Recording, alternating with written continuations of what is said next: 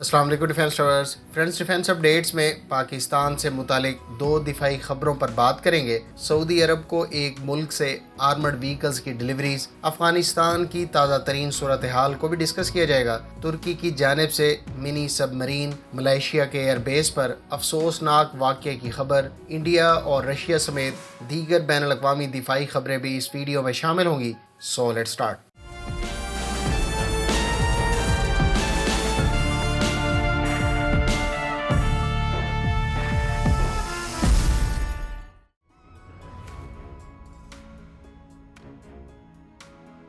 Viewers, اطلاعات کے مطابق یوکرین کی کمپنی پریکٹیکا نے سعودی عرب کو کوزاک 5 لائٹ ویٹ آرمڈ وہیکلز کا پہلا بیچ ڈیلیور کر دیا ہے۔ کمپنی کے سی ای او نے یہ بات 12 اگست کو مقامی میڈیا سے کہی۔ کوزاک 5 آرمڈ وہیکل فورڈ کمپنی کے ٹرک 4x4 F550 پر بیسڈ ہے، لیکن اس کے فرنٹ ایکسل کو مضبوط کرنے کے علاوہ سسپینشن اور بریکس کو انفورس کیا گیا ہے۔ اس کے علاوہ آرمڈ وہیکل کی غرض سے اس میں بڑے ویلز کا استعمال کیا گیا ہے۔ یہ وہیکل لیول 2 بلاسٹ پروٹیکشن کی صلاحیت رکھتی ہے، جو اس کلاس کی وہیکلز میں عام طور پر دیکھنے کو نہیں ملتا۔ اس وہیکل کی پاور ٹو ویٹ ریشو کافی زیادہ ہے اور سپیڈ 150 کلومیٹر پر آور ہے۔ اس کو اسپیشل فورسز اور پولیس کے لیے استعمال کی غرض سے ڈیزائن کیا گیا ہے۔ یوکرینین کمپنی نے اس کے مارٹر کیریئر سمیت 6 مختلف ورژن متعارف کروا رکھے ہیں۔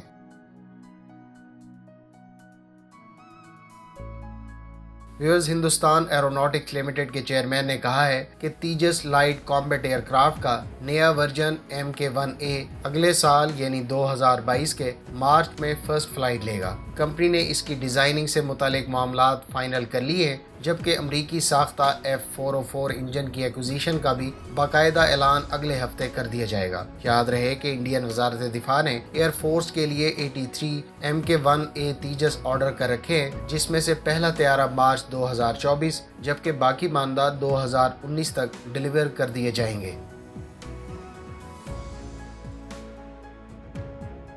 ویورز، کل انشاءاللہ پاک نیوی کے لیے ترکی میں تیار کی جانے والی پہلی ملجم کاربیٹ کو لانچ کر دیا جائے گا۔ اطلاعات کے مطابق خصوصی تقریب کے لیے ترک صدر رجب طیب اردوان نے خصوصی طور پر صدر پاکستان ڈاکٹر عارف علوی کو شرکت کی دعوت دی ہے۔ اس شپ کا نام PNS بابر رکھا گیا ہے، جبکہ 4 کاربیٹس میں سے اس وقت 2 کراچی میں انڈر کنسٹرکشن ہیں، جبکہ 1 ترکی میں انڈر کنسٹرکشن ہے۔ PNS بابر کی لانچنگ کے بعد اس پر ویپنز اور سسٹم انسٹالیشن اور سی ٹرائلز کنڈکٹ کیے جائیں گے۔ واضح رہے کہ پاک نیوی کو ملجم کلاس کی ہر شپ پہلی شپ کے ڈیلیور ہونے کے 6 ماہ بعد فراہم کی جائیں گی۔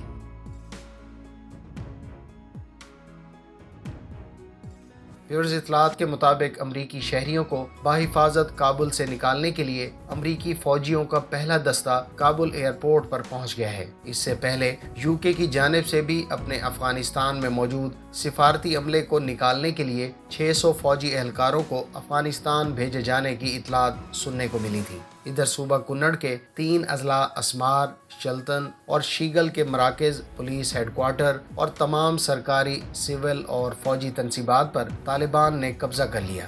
بڑی مقدار میں ہلکے اور بھاری ہتھیار، فوجی ٹینک اور گاڑیاں بھی طالبان نے قبضے میں لے لی ہیں۔ پکتیکا میں حکومت کے حامی کمانڈر عسکر شاہ ہجران نے طالبان کے سامنے سرنڈر کر دیا۔ قندوز کے گورنر نجیب اللہ عمر خیل اور پولیس چیف زبردست صافی طالبان میں شامل ہو گئے ہیں۔ واضح رہے کہ قندوز پر طالبان نے قبضہ کر لیا تھا۔ ہرات میں افغان فوج کی 207 ظفر کور کے 3000 فوجیوں اور افسران سمیت سینکڑوں اسپیشل فورسز کے کمانڈوز نے طالبان کے سامنے سرنڈر کیا۔ ہیلی کاپٹر، بڑی مقدار میں ہتھیار اور گولہ بارود بشمول نائٹ ویژن گاگلز، تھرمل اور M4، اس کے علاوہ دیگر چھوٹے اور بھاری ہتھیار بشمول آرٹلری بھی طالبان کے قبضے میں چلے گئے ہیں۔ امریکی فضائیہ نے پلکنداری اور واخ جان بازار پر گزشتہ رات فضائی حملے کیے۔ ان دونوں جگہوں کو کابل کا دروازہ سمجھا جاتا ہے۔ وردک صوبے کے محمد آغا ضلع پر بھی فضائی حملے کیے گئے۔ ایک اور خبر کے مطابق طالبان کے شریعت ریڈیو نے قندھار سے اپنی نشریات کا آغاز کر دیا ہے۔ ادھر افغان صدر اشرف غنی مستعفی ہونے کے لیے تیار ہیں اور انہوں نے ویڈیو میسج بھی ریکارڈ کروایا ہے، مگر اطلاعات کے مطابق نائب صدر امراللہ صالح رکاوٹ بنے ہوئے ہیں۔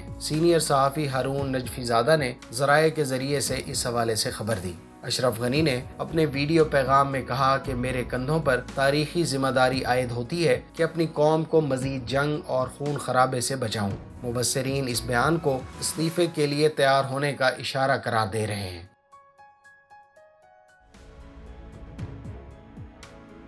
کل صبح 10 بجے ملیشین ایئر فورس کی بیس پر ایک کولیگ نے اپنے 3 ساتھیوں پر فائرنگ کر دی۔ اس فائرنگ کے نتیجے میں تینوں افراد جاں بحق ہو گئے، جبکہ بعد میں اس گن مین نے خود کو بھی گولی مار دی۔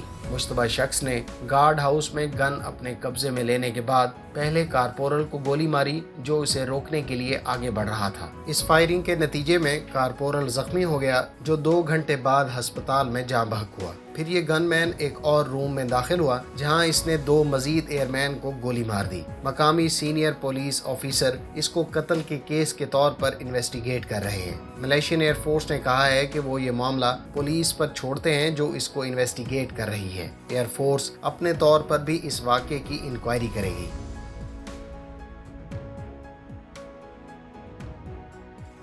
ترکی کی ڈیفنس فرم STM 500 کے نام سے ایک 540 ٹن وزنی منی اٹیک سب مرین کا کنسیپچل ڈیزائن جاری کیا ہے۔ جب اس سب مرین کو تیار کر لیا جائے گا تو STM 500 ترکی کی تیار کردہ سب سے چھوٹی سب مرین ہوگی۔ اس وقت ترک نیوی کے زیر استعمال چھوٹی سب مرین 1100 سے 1600 ٹن ڈسپلیسمنٹ رکھتی ہیں۔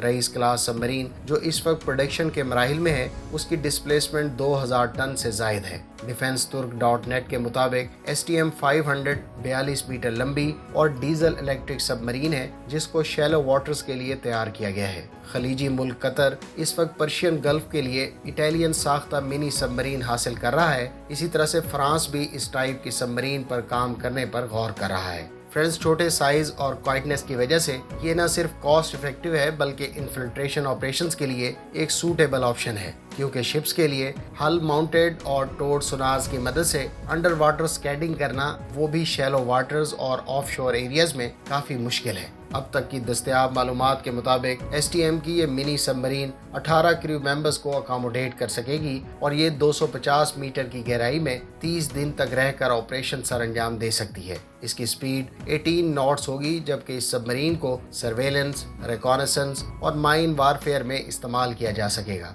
اس میں 4 ready to fire torpedo tubes بھی موجود ہوں گی۔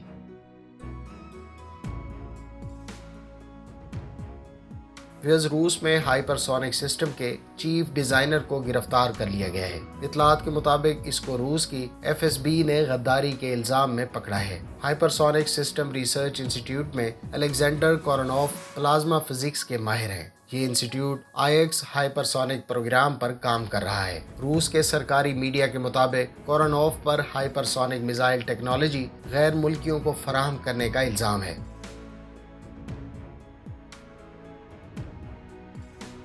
فرینڈز، یوکرین کی کمپنی نے پاکستان کے T-80UD ٹینک کو اپ گریڈ کرنے کا آغاز کر دیا ہے۔ یوکرینین سورسز کے مطابق ٹینک ماڈرنائزیشن پروگرام کو فروری 2021 میں آئیڈیکس میں طے پانے والے $85 ملین کے معاہدے کے تحت شروع کیا گیا ہے۔ یاد رہے کہ پاکستان آرمی اس وقت 300 سے زائد T-80UD ٹینک استعمال کر رہی ہے، جن کو ماڈرنائز کیا جانا ہے۔ امید ہے اس ویڈیو سے آپ کی انفارمیشن میں اضافہ ہوگا۔ ملتے ہیں نیکسٹ ویڈیو کے ساتھ۔ اپنی دعاؤں میں یاد رکھیے گا۔ اللہ حافظ۔ پاکستان